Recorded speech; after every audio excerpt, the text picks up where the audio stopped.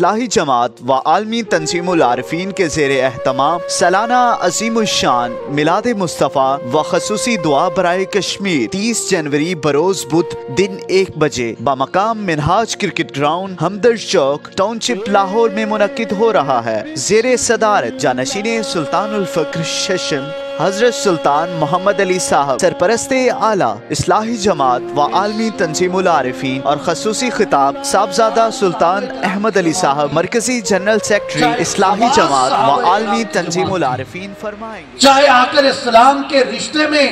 چچا تھے، ان سب کے اندر اللہ تعالیٰ کے انفرامین اس قدر جاگزی تھے کہ وہ اپنی زبان کو جب بھی استعمال کرتے آقا اسلام کی محبت کے اور آقا اسلام کے عشق کے عطر سے، آقا اسلام کی محبت کے عرق سے دھو کے اپنی زبان کو شگفتہ کر کے استعمال کرتے کہ ہمارے لفظوں سے بھی آقا اسلام کی ذات کی محبت کی خوشبو پیدا ہو جائے۔ شرکت فرما کر اپنے قلوب و اذہان کو منور فرمائیں۔